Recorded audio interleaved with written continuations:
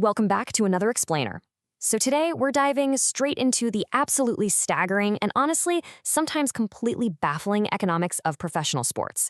We're looking at a super fascinating behavioral economics paper by Raul Masushita and his research team, and we're kind of transforming it into a mystery. A mystery about how top athletes actually get rich. If you've ever stared at a superstar's contract and just felt your jaw hit the floor, well, you're in exactly the right place. We're going to use the hard data to uncover what is really going on behind those massive, massive paychecks. Okay, so let's kick this off with what seems like a totally common sense question, right? Do athletes make more money simply by working harder or playing more games? I mean, in a regular everyday job, if you work double the hours, you naturally expect double the pay. The physical labor you put in is directly tied to the money you take out. So, does that traditional logic actually hold up at the elite levels of global sports? Let's find out. To answer that, we've got to look at what the researchers call the Neymar paradox. Get this. In the 2019/2020 season, the Brazilian soccer superstar Neymar played exactly 10 matches. Just 10.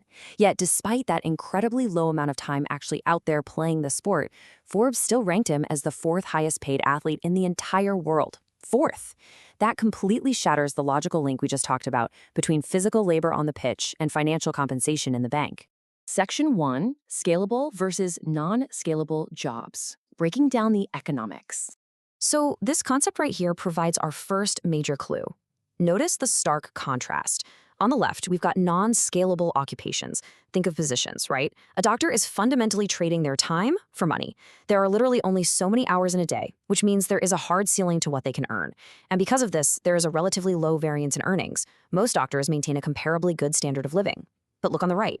Here we have scalable occupations, like authors. Authors are not paid by the hour. An author writes a book one time, and it could sell 10 copies or it could sell 10 million copies. They can generate massive, massive income without any equivalent increase in their actual labor or time. It's a real game changer.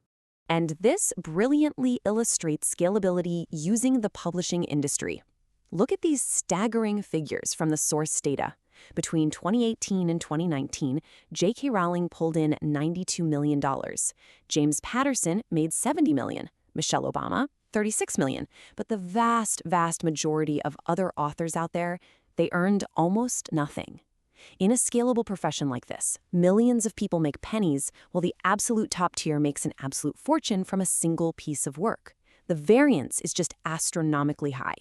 Which brings us to the next section, the power law of pay, unlocking the math. The absolutely crucial takeaway here is that scalable incomes are governed by what economists call a power law. Now, in a normal bell curve, most people sit right in the middle. But a power law dictates that the right tail of an earnings distribution decays heavily.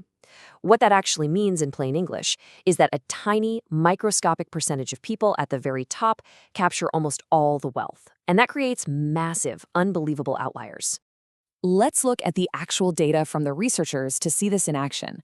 They mapped out the earnings of the Forbes top 100 highest paid athletes from 2012 all the way to 2020 on what's known as log-log plots. Take a look at how all those data points form these really clean, downward-sloping straight lines. In statistics, those straight lines are the exact, undeniable mathematical fingerprints of a power law. It visually proves that athlete pay is not a normal distribution, not even close. It's heavily, heavily skewed toward the absolute superstars. And the researchers didn't just eyeball these graphs either. They rigorously proved this using two complex statistical models, ordinary least squares and maximum likelihood. Basically, these are highly advanced ways to find hidden, undeniable patterns in chaotic data. And both of these distinct tests arrived at the exact same bulletproof conclusion. The mega earnings of athletes completely defy standard wage distribution and follow a strict power law. You literally cannot explain these numbers by saying one athlete just works 100 times harder at practice than another. It just doesn't work that way. Moving on to the next concept, the winner-take-all market beyond pure talent. In these highly skewed winner-take-all markets, being just a tiny fraction of a percent better than second place results in exponentially larger financial rewards. This is called the tournament effect. I mean, think about it. Fans will pay a huge premium to watch the absolute best player in the world, while the second best gets significantly less attention and money. Combine that with network externalities, which is the sheer value created by simply having a massive interconnected fan base.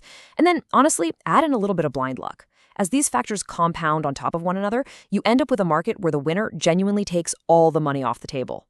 And this dynamic is fundamentally driven by the famous Matthew effect. It's this sociological concept where early, sometimes entirely lucky advantages snowball into massive, insurmountable leads. So an athlete gets a slightly better spotlight early on, right? That gets them more fans, which then gets them more media coverage, which gets them even more fans. It's a cumulative advantage. As the old saying goes, the rich get richer and the poor get poorer. The final piece of the puzzle: athletes as celebrity influencers, the big reveal. Let's look back at Neymar's massive income because the data gives us the big reveal here. A staggering 61% of his pay actually comes from endorsements.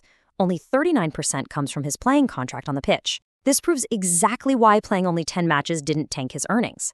He makes significantly more money off the pitch as a cultural idol to 200 million Brazilians than he does actually playing soccer. The definitive conclusion from the researchers is crystal clear here. Merit in sports alone cannot explain these mega earnings. The numbers simply don't lie. These extreme top-tier earnings are a direct byproduct of athletes evolving. They aren't just athletes anymore. They've successfully transformed into celebrity influencers, operating in a highly scalable occupation. They are literally the authors of their own massive brands. Which leaves us with this final, provocative thought to take away from this explainer today. If the hard economics prove that our absolute favorite, highest-paid athletes are truly just influencers cashing in on scalable markets governed by unforgiving power laws, well, how much of what we are watching is actually about the purity of the sport itself? It really makes you look at the game and the players in a completely different light.